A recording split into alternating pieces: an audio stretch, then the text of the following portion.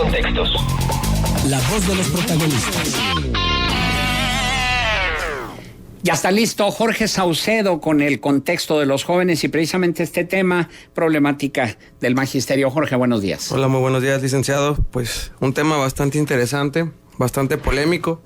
con muchas aristas y con muchas opiniones, pero yo creo que principalmente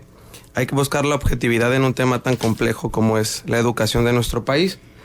Recordar, y me gustaría empezar con una frase de Ricardo Rafael, que de un lado tenemos a un gobierno sordo y del otro lado tenemos un liderazgo magisterial ciego. Y para esto tenemos, yo creo, que recordar y no olvidar la historia que hemos vivido a lo largo de este tiempo y que nos recuerda que los maestros a lo largo de la historia en nuestro país han sido usados como carnada de cañón dentro de la política y ha sido financiado a lo largo de este tiempo por el gobierno, lo cual esto nos viene a traer que el problema no es actual, que el problema no viene únicamente con la reforma educativa, sino que todos estos privilegios de los cuales el gobierno en este momento habla que los maestros no deberían de tener, que se tendrían que someter, son privilegios que el mismo gobierno ha dado a lo largo de este tiempo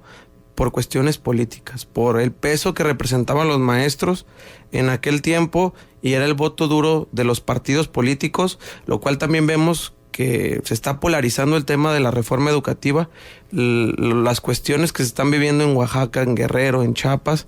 y que se están viendo aprovechadas en este momento, simplemente lo vimos este fin de semana por Andrés Manuel López Obrador, pero que anteriormente no solamente era Andrés Manuel López Obrador, sino el mismo PRI y el mismo PAN eran parte de esto, lo cual nos recuerda que la reforma educativa entra el 10 de diciembre del 2012, a unos días que Enrique Peña Nieto toma el poder y simplemente vemos el primer golpe el 26 de febrero del 2013 con el Baster Gordillo, que es detenida. ¿Por qué? Porque no deseó seguir esta cuestión de ser parte de las cuestiones políticas que se manejaban por parte del gobierno. Si bien la reforma educativa es necesaria en nuestro país porque vemos un atraso realmente en la educación de nuestro país, yo creo que la reforma que se ha implementado es incorrecta. Y es incorrecta debido a que se nos ha manejado como una reforma educativa y ha sido una reforma administrativa, una reforma laboral, y se ha dejado de lado lo más importante, que es la parte educativa, que si bien se están presentando o se presentarán en unos meses los modelos educativos que se desean implementar en las escuelas mexicanas, yo creo que no es momento de implementarse, porque muchos de esos modelos no se están tomando las realidades de nuestro país, que es uno de los principales problemas y lo que exigen los maestros. También hay que reconocer que la forma en cómo los maestros están manifestando es tal vez incorrecta, pero también no podemos dejar de lado que es difícil la situación que se vive y que no podemos entender una realidad que a nosotros no nos ha tocado vivir, puesto que si hay carencias en las escuelas urbanas, ahora tendríamos que preguntarnos cómo son las carencias en las escuelas rurales y principalmente en estos lugares como Oaxaca, como Chiapas, como Guerrero, que a lo largo de su historia se han visto involucradas en cuestiones de violencia y que asimismo se han visto involucradas en cuestiones que realmente los maestros que están allá son por vocación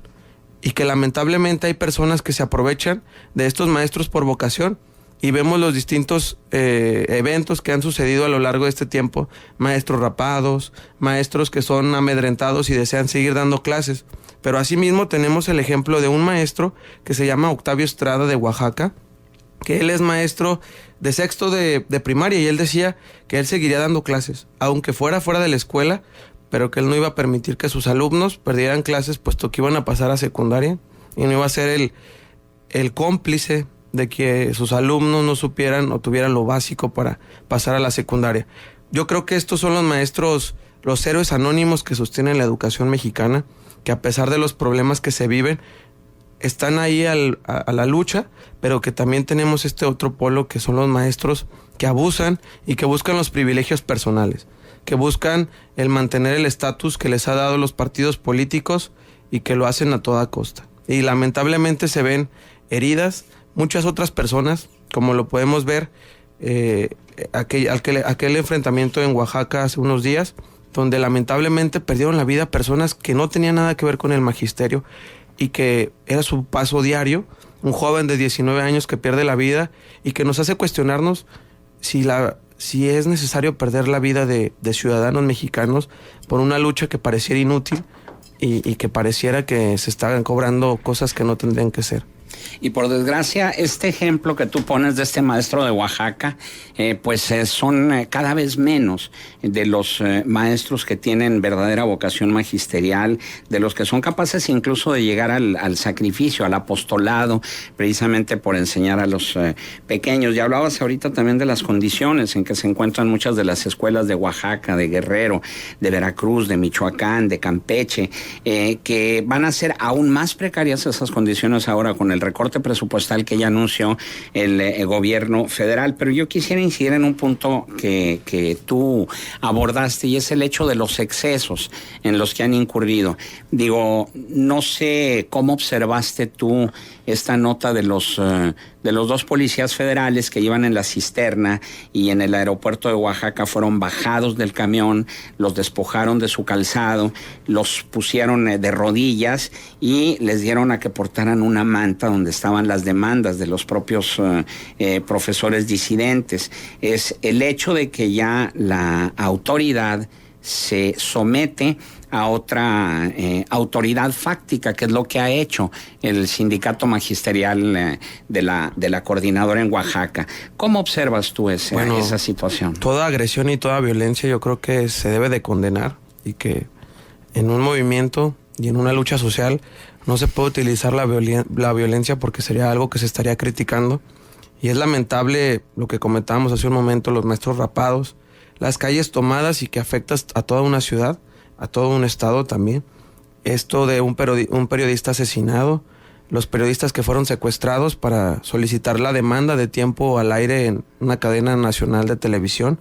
y asimismo los negocios que han sido saqueados. Yo creo que es un reflejo también de lo que no se quiere y de lo que también se está haciendo una afectación directa a quienes menos tienen la culpa, ¿no? Y que son los ciudadanos comunes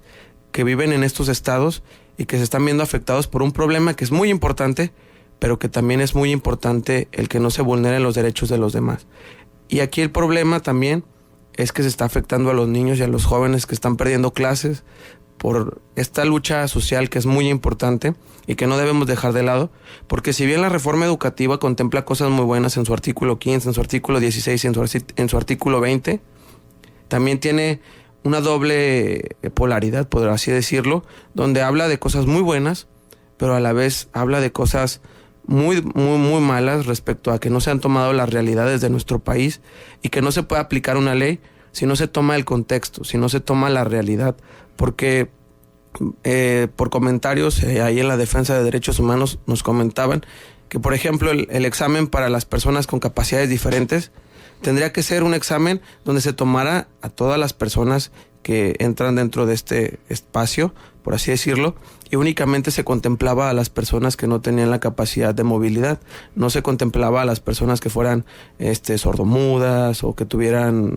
algún otro problema. Entonces dices, bueno, ¿cómo puedes evaluar a un maestro con la misma vara cuando la realidad es distinta, cuando la realidad a la que se están enfrentando son cuestiones difíciles? Y como lo decíamos al inicio, no es la misma la realidad urbana a la realidad rural. Y esto es algo muy importante que no podemos dejar de lado. Es que ya lo mencionabas tú, Jorge, es una reforma administrativa y laboral y no una reforma educativa, y en ello coinciden también los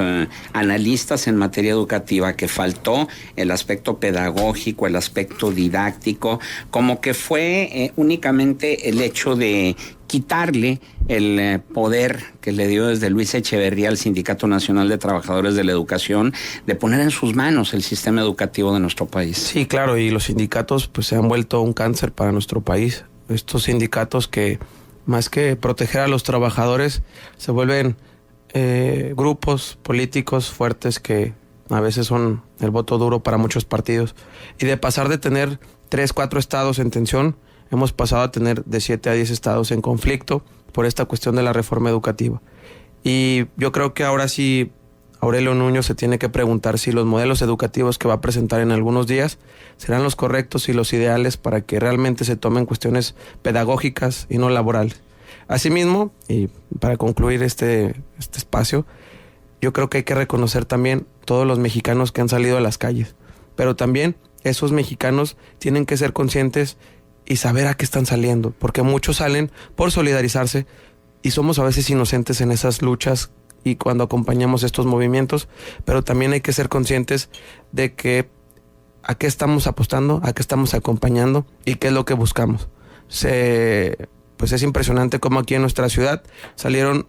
miles de personas, miles de ciudadanos a acompañar a los maestros, pero también miles que no sabían ni qué estaba pasando en nuestro país y miles de maestros que desconocen la reforma educativa. Sí, es que hay un hartazgo, eso es muy cierto, hay un hartazgo de la sociedad hacia la crisis económica, la crisis política, la crisis social, las amas de casa cuya quincena no les alcanza para satisfacer las necesidades mínimas de su familia. Sin embargo, como lo decía también el presidente de la Red de Organizaciones Sociales de las Entidades Federativas, hay grupos que se aprovechan de esa indignación ciudadana que hay a lo largo y ancho del país para llevar agua a su molino político en muchas de las ocasiones. Y lo que comentaba que en el caso de Oaxaca específicamente, de cada 100 manifestantes en las marchas de la Coordinadora Nacional de Trabajadores de la Educación, únicamente 30 son profesores. Entonces, esto también hay que tomarlo en consideración. Miren, ahora mismo desde la plataforma change.org, Mexicanos Primero está convocando a la firma, a recopilación de firmas para defender la educación en Oaxaca. Dice: lamentamos profundamente los eventos trágicos de Nochixtlán y rechazamos la provocación y violencia. Oaxaca nos necesita. Exijamos no a los bloqueos, vandalismo, ignorancia y corrupción. Sí a los derechos humanos de todos y en particular el que tienen los niños a aprender. Te invitamos a firmar la petición en change.org/defendamos la educación Oaxaca para defender la educación de los niños y jóvenes. Y bueno, esta defensa la están centrando en que se apliquen la evaluación a los maestros y que no se deje de lado y que no se ceda ante la presión de los maestros de la coordinadora de manera fundamental para que se deje de lado la posibilidad de la evaluación al magisterio. Muy bien, Jorge Saucedo, pues gracias por tu colaboración. ¿Algún punto de contacto? Muchas gracias. Mi Twitter es Jorge Saucedo 02 y mi Facebook Jorge Saucedo.